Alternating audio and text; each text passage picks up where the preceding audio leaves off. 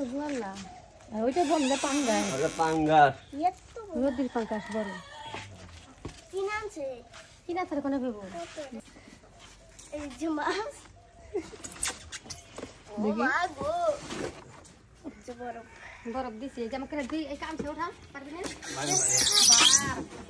পারবি না উজন পাবরি দেখি কত বড় তোমার সমান নাকি দাঁড়া করাও চাঁদনি এরকম মাছ কখনো দেখো নাই দেখি কত বড় আসসালামু আলাইকুম আয়েশা সেলতি কিচেন থেকে চলে আসলাম খুব সুন্দর মজার একটা রেসিপি নিয়ে। আজ আপনাদের সাথে শেয়ার করছি পাঙ্গাস মাছ দিয়ে বেগুনের অসাধারণ মজার একটা কষা কষা তরকারি। শীতকাল চলে এসেছে, এই শীতকালে কিন্তু এরকম বড় মাছ কষা কষা করে রান্না করলে অথবা বেগুন দিয়ে মাখা মাখা করে রান্না করলে খুব টেস্ট হয়। তো দেখতেই পাচ্ছেন চাঁদনি কতটা খুশি এই বড় মাছ দেখে। ও নাকি কোনোদিনও এরকম বড় মাছ দেখেও নি, খায়নি। তো যাই হোক, ওর খুশি দেখে আমার খুব ভালো লাগছে যে আজকে এই মাছটা ও খাবে। তো ও দেখেন কিভাবে বসেছে এবং বারবার মাছগুলোকে বারবার ধরছিল। খুশি হয়ে গিয়েছে এই মাছটা দেখে, কখন রান্না হবে কখন খাবে।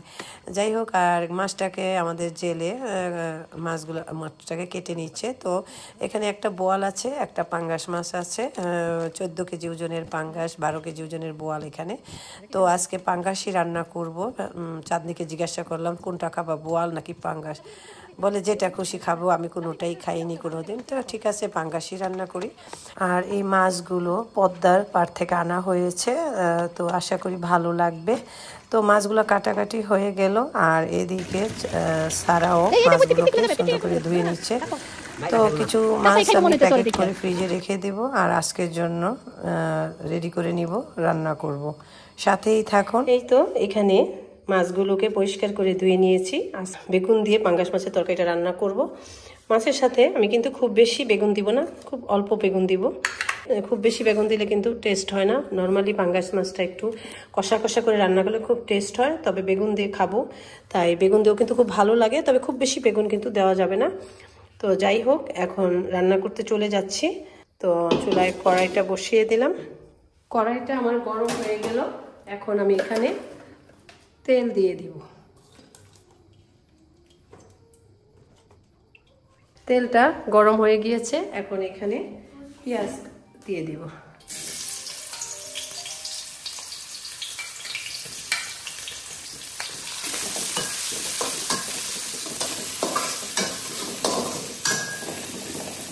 পেঁয়াজটাকে বাদামি করে ভেজে নিতে হবে। এখানে আমি একটু তেজপাতাও দিয়ে দেবো, যেহেতু পাঙ্গাস মাছ বড় মাছ, তো অর্ধেকটা দিয়ে দিলাম। এটা রেখে দাও সারা।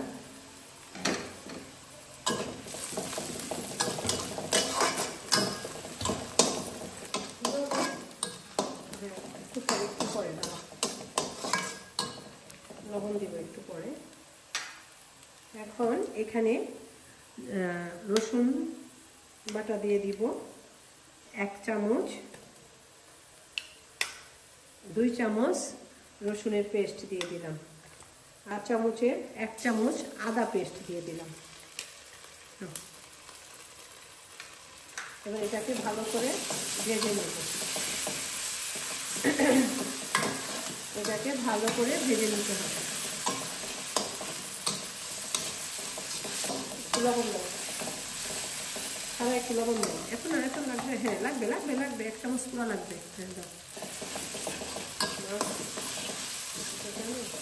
একটু পানি আনো সারা, মানে মশলাটা যেন পুড়ে না যায়, পেঁয়াজটা যাতে পুড়ে না যায়, যেহেতু আদা রসুন দিলে কিন্তু একটু লেগে যায়, এই জন্য আমি এখানে একটু পানি দিয়ে রাখলাম।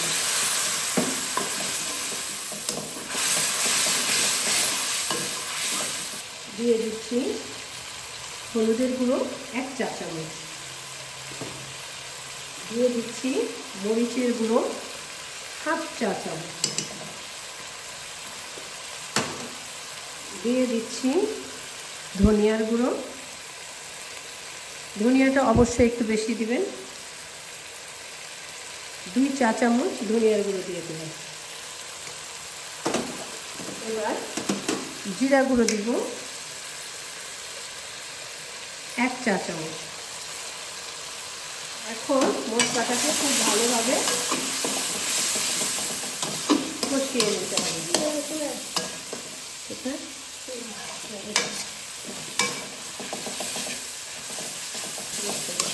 আর একটু পানি দিব কিন্তু।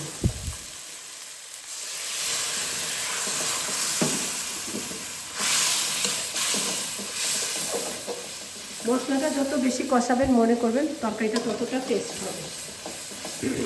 এখন আমি খুব ভালোভাবে মশলাটাকে কষিয়ে নিচ্ছি। এখন আমি মাছগুলোকে দিয়ে দিব। এখানে তেলের পিসটা উঠিয়ে রাখছি, পরে দিব।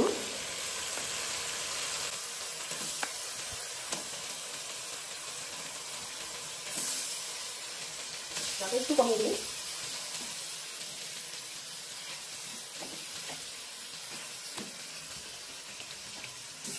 তেলটা করে দেবো। হ্যাঁ, এখন নাড়া দেওয়ার জন্য একটা কিছু দাও তো সারা, একটু ঘুরে ঘুরে নাড়া দিব।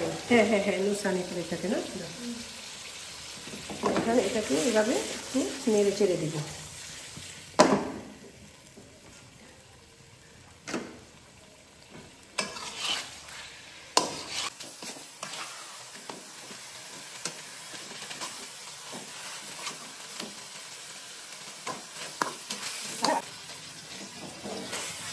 এখন একটু ঢেকে দিব, মাছ থেকে পানি বের হয়ে আসবে, একটু কষিয়ে নিব ভালো করে। 5 মিনিট পর আবার ঢাকনা খুলে দেখছি। খেয়াল রাখতে হবে মাছ যেন দাগ লেগে না যায়। অল্প আঁচে সুন্দর করে মাছটাকে ভালো করে কষিয়ে নিতে হবে। আর এদিকে দেখুন এই তেলের পিসটাও কিন্তু আমি এখন দিয়ে দিচ্ছি। সারা দেখো তেলটা কিন্তু পরে দিলাম। হ্যাঁ, এইভাবে দিলাম।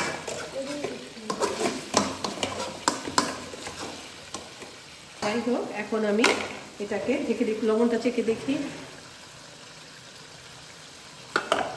আরেকটু লবণ লাগবে। এখন এটাকে আবার ঢেকে দিব 5 মিনিটের জন্য। এখানে আমি কিন্তু ঢাকনা খুলছি না বারবার, কারণ ভাপ উড়ে গেলে আর হবে না। আমি এই জন্য একটু পরপর এভাবে পাতিলটাকে নেড়ে দিচ্ছি, এতে লেগে যাওয়ার কোনো ভয় থাকে না।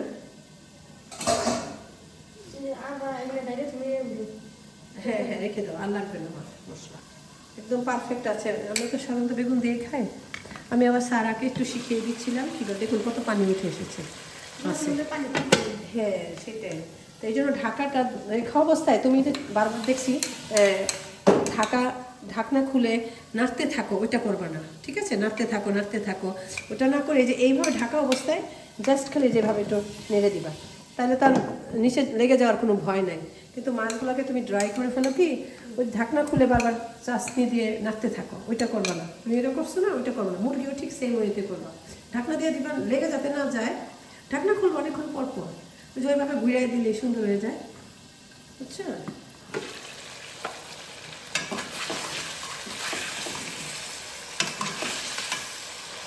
মাছটাকে আমি মানে 4 ভাগে 3 ভাগ রান্না করে ফেলবো, তারপরে বেগুন দিব, কারণ বেগুন তো তাড়াতাড়ি নরম হয়ে যাবে। এই জন্য আগে মাছটাকে খুব ভালো করে কিন্তু কষিয়ে নিতে হবে।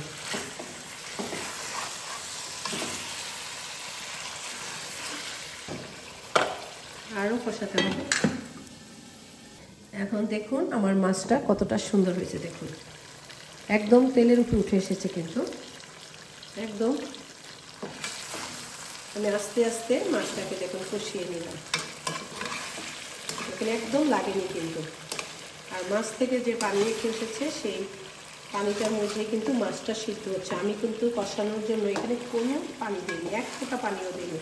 কি সারা, আমি কি এখানে কোনো পানি দিয়েছি? আমি কি সত্য বলেছি? হ্যাঁ, একটা ওয়াজ শোনো নাই, আমি কি সত্য বলেছি?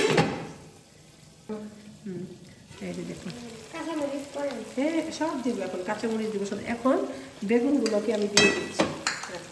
বেগুনগুলো দিয়ে দিলাম, খুব বেশি বেগুন দিইনি বলেছি। বেগুন দিয়ে দিলাম, আর এখানে একটু পানি দিয়ে দিব, অল্প পানি। দেখুন আমি কিন্তু খুবই সামান্য, সারা দেখছো আমি কিন্তু খুব সামান্য পানি দিলাম। মাছের পানিটা দিয়ে কিন্তু আমি অনেকটা রান্না করতেছি, তাই না? এই তরকারিটা খেতে অনেক টেস্ট লাগে, দেখেই বোঝা যাচ্ছে কতটা টেস্ট হবে তরকারিটা। এখন এখানে আমি কাঁচামরিচ দিয়ে দিব। কাঁচামরিচ দিয়ে দিচ্ছি, এই যে ফালি করে রাখা কাঁচামরিচগুলো দিয়ে দিলাম। এগুলো কোনো অনেক ঝাল মনে হয় না? না না, গাছের, আমাদের গাছের মরিচ। ও আচ্ছা, তাহলে আস্ত কিছু দেই আর এতগুলো দিব না। টেস্ট করে না টেস্ট করে এত ঝাল খাওয়া যাবে না। ওকে, এখন আমি আরেকটু পানি দেব, শেষ। এখন এর মধ্যে বেগুন থেকেও কিন্তু ঝোল উঠে আসবে, দেখুন। এখন এটাকে আমি ঢেকে দিব। 5 মিনিট পর আবার ঢাকনা খুলে দেখছি। এই অবস্থায় আমি কিছু ধনিয়াপাতা এখন দিয়ে দিব, ডাঁটাগুলোকে দিয়ে দিব যাতে সিদ্ধ হয়ে মাছের ভিতরে একটা ফ্লেভার তৈরি হয়। আর পাতাগুলোকে আমি পরে দিয়ে দিব।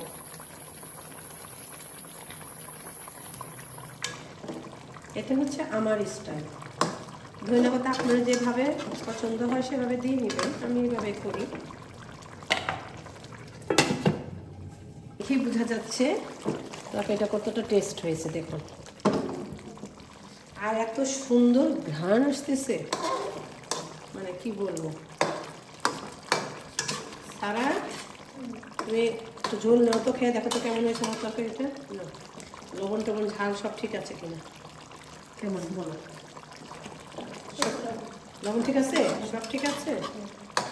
এখন কিন্তু তরকারিটা আমার হয়ে গিয়েছে। এখন জাস্ট ফাইনালি আমি ধনিয়া পাতাগুলো দিয়ে দিব সুন্দর করে। ধনিয়া পাতা দিয়ে এখন আমি জালটা বন্ধ করে দিব। আমার তরকারি কিন্তু হয়ে গিয়েছে।